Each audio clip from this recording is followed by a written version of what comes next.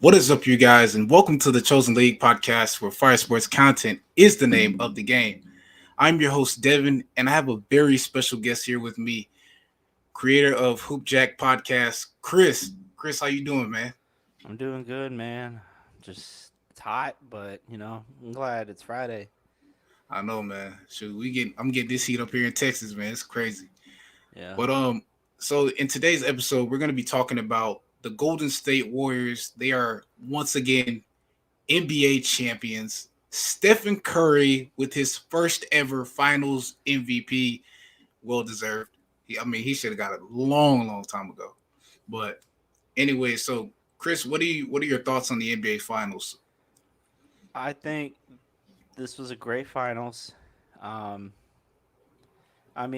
you have a dynasty in the Warriors finally coming back to dominance, True. and then you have the Celtics who have basically had to have rebuilt their organization to what they are now, which is a finals contender. They're a legitimate Eastern Conference contender.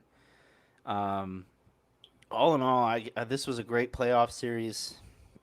Uh, and you kind of wish for a game seven, but I think with the Warriors have well earned this, and I think people need to still reconsider the fact that this is a dynasty that can continue to grow. Yeah. Because when I look at them, I'm like, the only thing with Boston, my the only issue with Boston is they didn't have a true point guard. Because even though you got Marcus Smart, him, and then you got Robert Williams the third, those guys, they're a young core, and I still believe that they're gonna be back. They have a chance to be back in the finals, Mm-hmm. no doubt. They just need a point guard, and also with Jason Tatum, he really fell out. He was like he went ghost. It kind of like game one when he had those jitters because it was his first time in the finals, so he was nervous. Your main scorers were Horford and Brown. Brown and to me, in my opinion, I feel like Brown and Tatum are your main scorers, but really, you started to see a glimpse of Horford in game one. Like he really went out in this game in game six and tried to battle it out and like, hey, I'm the vet, but I'm gonna show you guys my leadership skills and what I got to do. And with Golden State on the other hand, I've been seeing this on Instagram with Draymond, and like it was out there, like people were trying to still think like, oh, can the Warriors win a championship without Kevin Durant? And I'm like, look, they won before he came there, they won with him, and now they won without him. And so let's They gotta stop because I want people to remember they won 73 games without Kevin Durant. 73-9. They won 73-9 without Durant, even though they Yeah, lost the finals.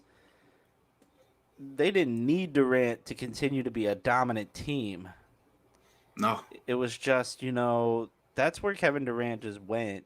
And, look at it now. He went to Brooklyn, tried to get to the NBA Finals there, and lost the year that they could have had it. They lost to Milwaukee because his foot size is about a half an inch too far. true. And, this year it just was not in the cards for them. And I just feel that with the team that they have, Kyrie, who is, it's like, is he committed to the team or is he not? And then, that year they lost to the Bucks, Kyrie being out because of his mental health issues, and then James Harden with the hamstring, and it's just crazy. But I want to show y'all this clip real quick of Steph Curry. Y'all check this out. Since threes and a 5-point lead for the Warriors. Celtics call timeout. Foot looks pretty good early. Look, we already know what Curry is about, man. He's always in the lab cooking, man. That step back is lethal. And the thing about Curry is, if you notice this team, they do a lot of pick and roll. Ball movement is very quick. I really felt like at the point with Wiggins, like Wiggins actually stepping up, because I did say at one point.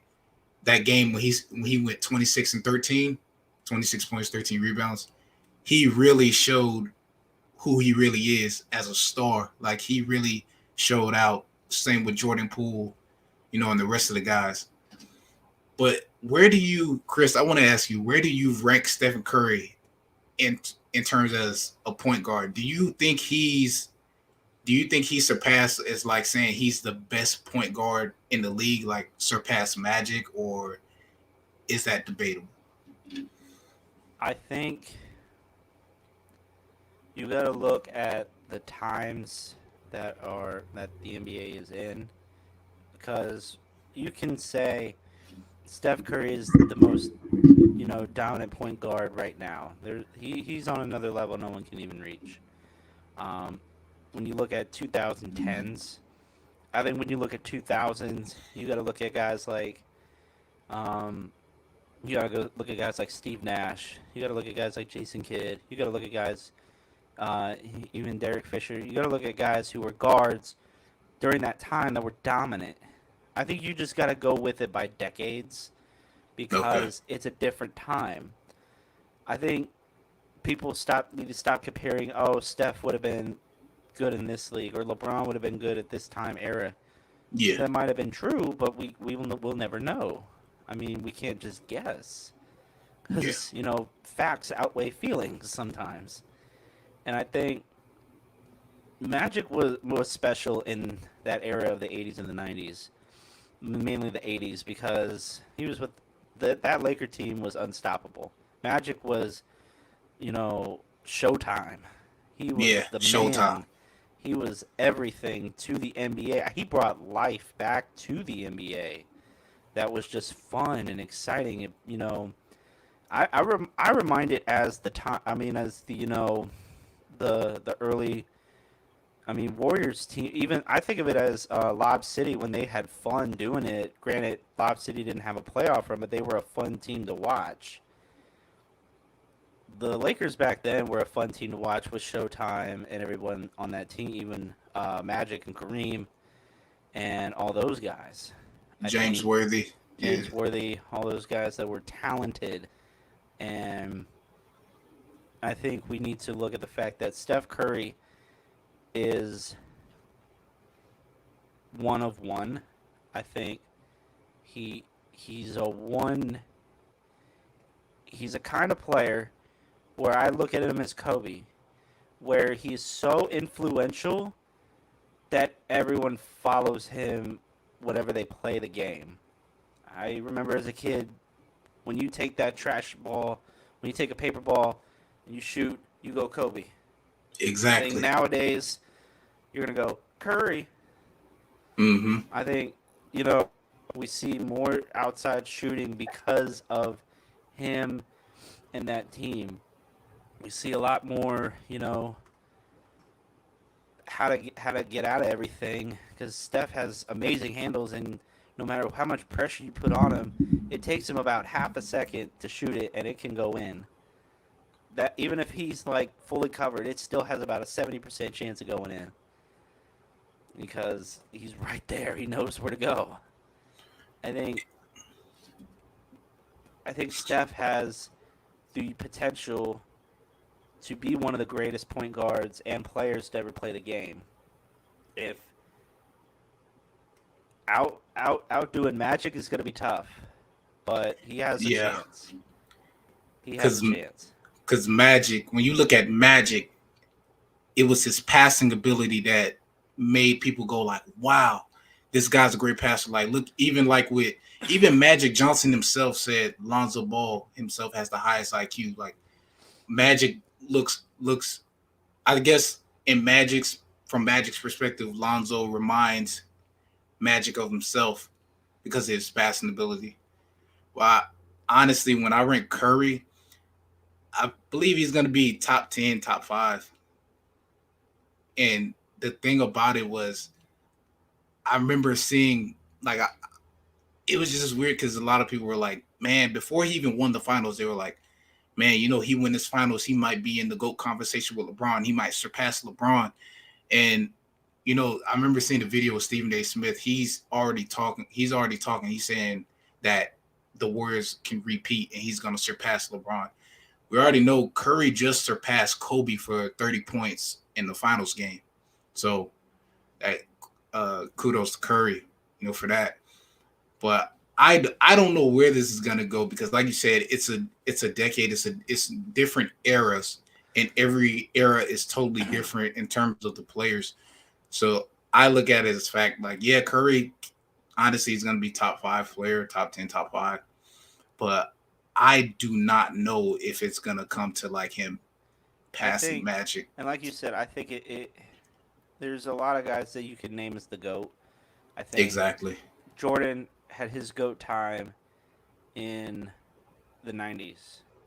Kobe had his run in the 2000s. LeBron had his time in the 10s with Miami and Cleveland. Curry is late 10s going into 20s. Mm-hmm. And Curry still has years to go, barring injury, which I doubt, because he takes very well care of himself. He's not aggressive to the basket. He doesn't have to be. And that's really what you want in a player is not as much. You want him aggressive, but not so aggressive where he's putting himself on the line to get hurt. Curry's such a franchise player that you can't risk it. I mean, Clay is too, but not to the extent of what Curry is. I think when you look at the GOAT, you're thinking of a once in a generation type player, and I think that's what all of these guys are. They're there for that generation. Michael was great for that generation of the 80s and the 90s. Kobe was great for the 90s into the 2000s. LeBron was great for the 2000s going into the 2010s. Why? Because he was the kid. He came straight out of high school. So did Kobe, but I mean, you wanted to see that. Curry is that underdog where everyone doubted him. He went from Davidson, he wasn't that high. He was a middle of the round draft pick to Golden State. He worked under Monte Ellis during that time. He was at Golden State, and I think he learned a lot from Monte and that Warriors team to try to bring success to the Bay Area. And what I don't think we give enough credit to is I don't think we give enough credit to Mark Jackson for building that team. I was just about to say that. Built that team from the ground up. Exactly. And he doesn't have a coaching job. That's just he really deserves a coaching job. I'm not saying he doesn't want to. I mean, broadcasting is what he wants to do, so be it. But he has a job opening anywhere he wants for a coach after building that team.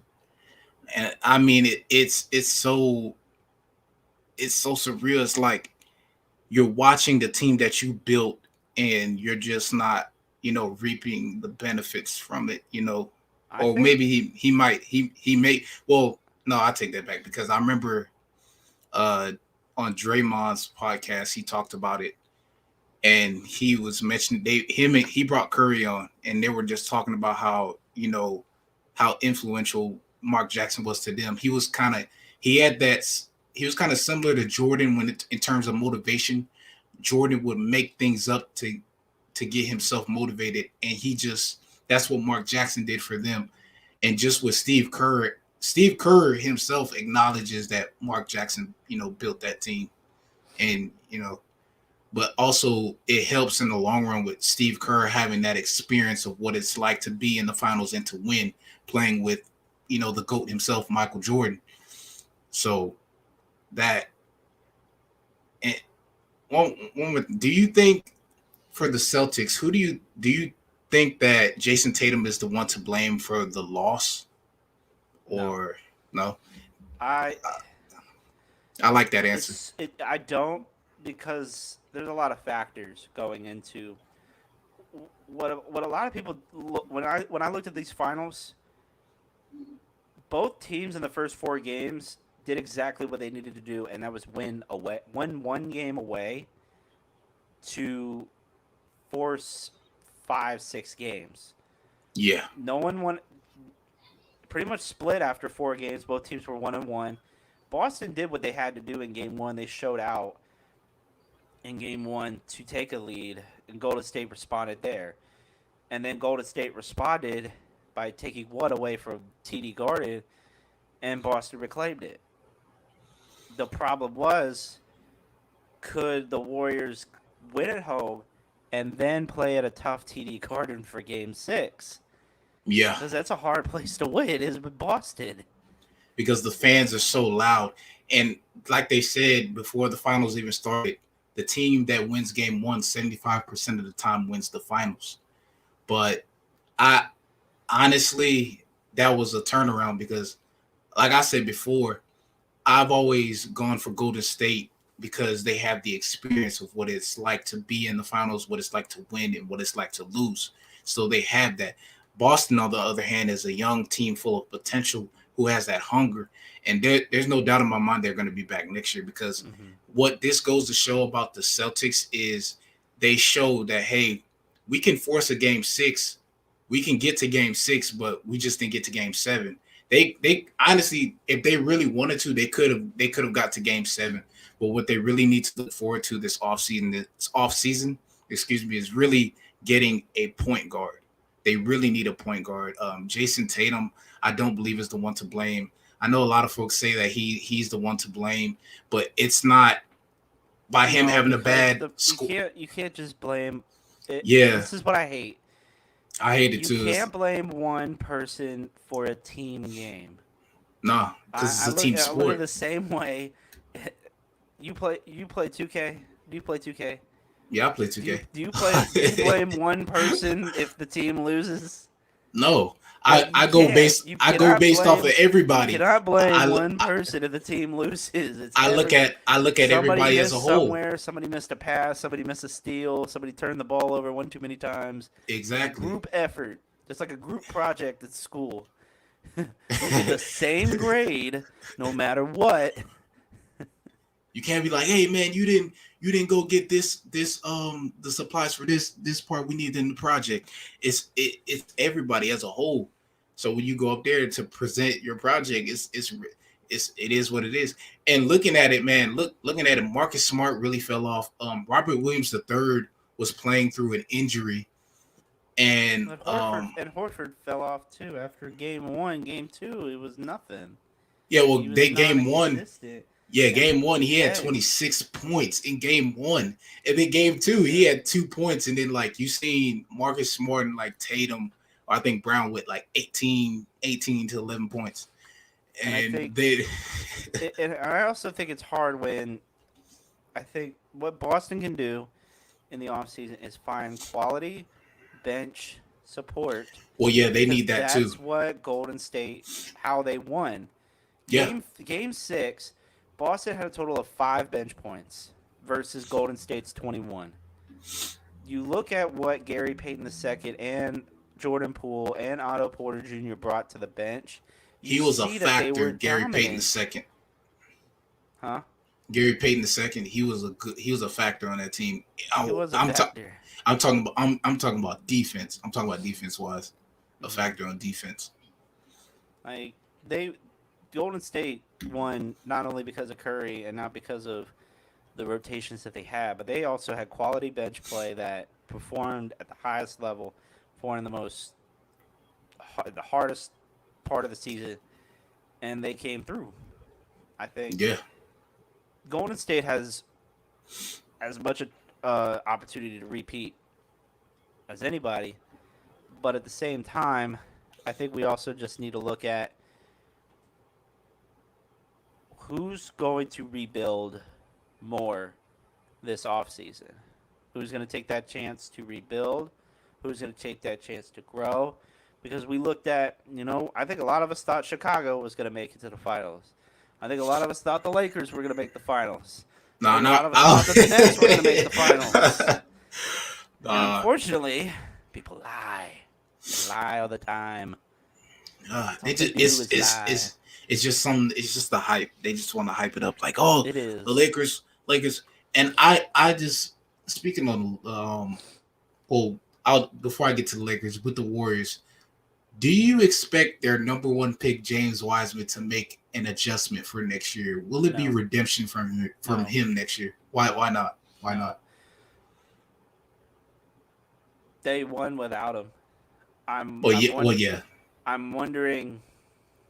I'm not saying he can't be a contributing factor. I'm saying there was so much hype around him for as little play that he did.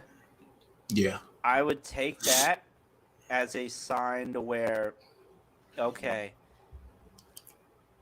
though, because I don't think the Warriors need him. They really don't. Well, I think he can be a great contributor to a team that probably really could. I think what the Warriors could do with him, if you really want to look at Wiseman, who still has a chance to make an impact for a team, say probably the Rockets or the Kings or somebody who really needs him, you look at the bench for those teams and say, okay, what kind of role players can we get that the Warriors can get? Because if the Warriors still keep that start at 5, I'd just improve the bench. yeah. I want to say he could contribute to the Warriors because they were in a similar situation, just like the Miami Heat. They were lacking size, but they still managed to win. That's what I'm looking at, because they have guys on the roster like their highest players like 6'9". Iggy's like 6'9", and the rest of their guys, Draymond 6'6", and most of their other guys 6'5". So that's what I'm looking at, the size, because that's one thing that was hindering this Warriors team, was the lack of size. But they showed that no matter what, the lack of size didn't really affect them. The physicality of the Boston Celtics really affected them because a little bit, but they managed to adjust. And Curry is like a type of player who like doesn't really get physical like that. He doesn't like that physical. He's like that space creator like James Harden. He's creating space so he can get his shot off. And looking at it, they did their thing and they won. And to the Boston Celtics fan who had that tattoo, that's it. Boston Celtics world champions, 2022 world champions. So close. So close. So close. That's So gonna close. That's gonna hurt. That's gonna But- hurt for the tattoo removal. Well, I'm gonna put this. I'm gonna put this last video up because these are what champions do.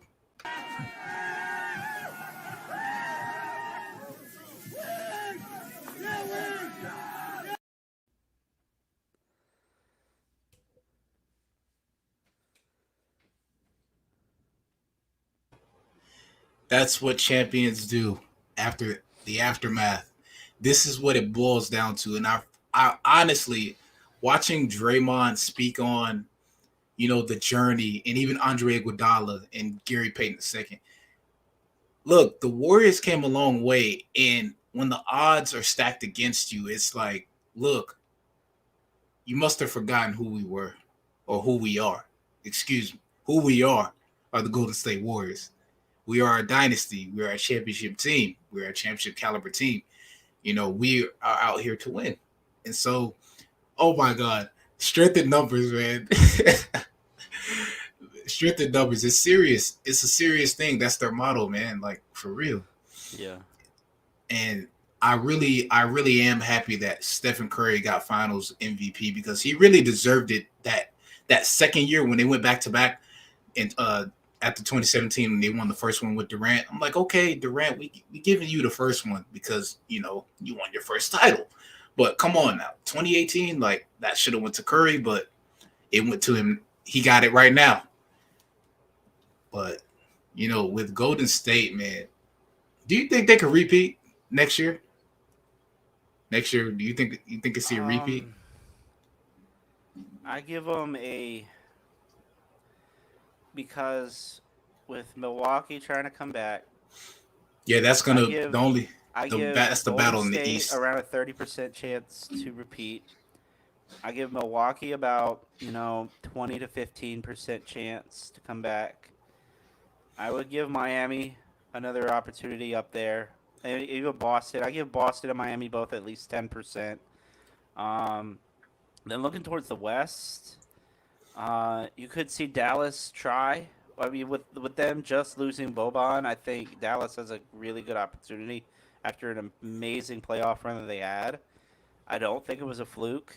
I think with their coaching staff and with Luka doing the best that he can, why not? And with the addition of Christian Wood, I think that's really what the Mavericks need. I give them about like 5% to make it, and I always got to give at least 2% to the Lakers, even though they're not. That's Like that's what I was going to touch on next. 2% chance to reach into the finals too, because it's just they were great on paper. That team on paper was fantastic. Too bad I didn't. Same with the Nets. Same with the Nets. Too bad it didn't pan out the way that we wanted it to, but it is what it is. I think. So, what's your question? So, it's just something I want to speak on, both with the Mavericks and the Lakers. But first, the Lakers, just like with Tatum, Westbrook is not here to blame. I thought they were going to get Mark Jackson because I could have seen him a good fit for them, but also I was like, man, they didn't get him, so I was like, okay, maybe to the Hornets for LaMelo. Mm-hmm. But with the Lakers, LeBron hasn't really finalize that contract with them because it's like he's still sitting, like waiting on it. He's like, do I really want to commit to this team? But now, he's out there, encouraging Anthony Davis, who comes out and says, I haven't shot the ball since April. I'm like, ugh. AD. I think about this. If LeBron goes to the Warriors, he's no better than Durant. If he goes to the Warriors, he's no better than Durant for what he did. I mean, it's kind of like Miami. There was hate, but Miami didn't really have nobody but Wade. I think.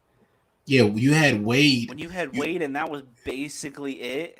That wasn't Udonis and Wade. That was it. That wasn't. But yeah, that ain't much to work with. Yeah. I think you still that duo of him, Wade, Bosh doing the best he can. I think. Shane Battier, great shooter. Mike Miller, great shooter. Oh yeah, they had a lot of shooters on that team. Birdman Mike Miller was great. Bad. I think Mike Miller was bad, and Shane Battier and Mario Chalmers on that team was great. But when you look at the teams that beat both Texas teams in both the Spurs and the Mavericks, those are teams that are beatable. I think if he goes to Golden State.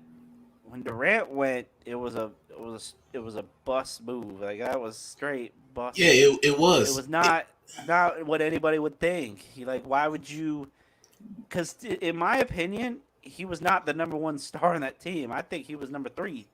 I'd put Thompson over him. Oh well, yeah, in the Warriors. I thought you was talking about OKC because I was. No, I put Curry and Thompson over.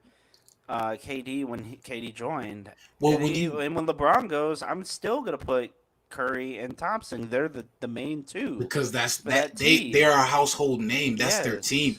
And just to piggyback off of that, with Durant going to the Warriors really was a bust move because I was with Stephen A on it because you're up 3-1. You need one more game to win. How do you just mess that game up? Because looking at those shots he took, those are shots he makes in practice. Those are shots he make in the game. Because if you go and watch his highlights in practice, he's making those shots and he made them in the game. But he was looking for a place to call home where he could be respected. But you are not going to get that playing with Golden State. He didn't get it in OKC because Russell Westbrook was a household name in OKC because Russell Westbrook didn't just Russell Westbrook didn't just do things on the court. I know that Durant got drafted way before Westbrook, but I'm just saying it was pretty close to the time. I think it was a year, but I think I get what you're saying. That Westbrook did more things off the court and for the community than Durant did. And I mean, it is on and off the court. Yeah, I think I thought he kind of got that household name when he won MVP. Well, yeah, the year that he won MVP, I thought and even the meme, you the real MVP. I think, Yeah. I think that's when he became a household name. I think the fact that you join the team that you Beat could you. have beaten to go to the finals is an interesting decision. Yeah. But now I think for Durant, he's going to get his respect and he's going to be a household name for the Brooklyn Nets. I truly believe that because what he's bringing to that team, he just needs to find a way to get players that are on the same page as him. And also for leading up to the Mavericks, since I want to touch on that, uh, by them having Christian Woods, that's an athletic big man. I'm sick and tired of hearing people say that, you know, because the Mavericks lost in the playoffs, they were like, "Oh, Luka didn't have any backup. He didn't have a star player around." I'm like, "Yo, you guys are talking about he didn't have a star player by his side. Jalen Brunson is his guy. When Luka was out against in the first round against the Jazz, who was putting up the buckets? Who was getting buckets? Jalen Brunson. Brunson can put up to 30 to 40 points. Same as Luka. But my only issue with Luka is he needs to stop playing hero basketball. It is a team sport. Mm-hmm. You can't just rely on yourself. That's the same issue Giannis is having. But the only difference is Giannis is doing it by himself. Drew Holiday needs to step up and play on both ends of the ball because they didn't have Chris Middleton. Right. But with the Mavericks, come on, let's be real. He has a star player with him. That is Jalen Brunson. And he's gonna have a big contract, man. Coming in the offseason, he's gonna have a big contract. And by them adding an athletic big man in Christian Woods is gonna have a breakout season, a breakout year with the Mavericks. Basically, that is your big three right there: Jalen Brunson, Christian Woods, and Luka Doncic. That's the big three right there. Your role players, you got Reggie Bullock, who is a great rebounder. In the playoffs, he's going to give you 7 rebounds at the most because that's what he did. He's going to give you 15 to 20 points. Spencer Dinwiddie, it's like what can you do? He's a on and off to me, in my opinion. Right. But I'm looking forward to the Warriors next season to see what they're going to cap off next season. Just every team in general. This is about it. This was a great journey for the Warriors, and I'm happy that they were able to win. So that's that. Yeah. Anyways, want to appreciate HoopJack for coming on. Y'all can check out his podcast and his social media. Link is in the description. I'm Devin from Chosen League, and we're signing off. Peace.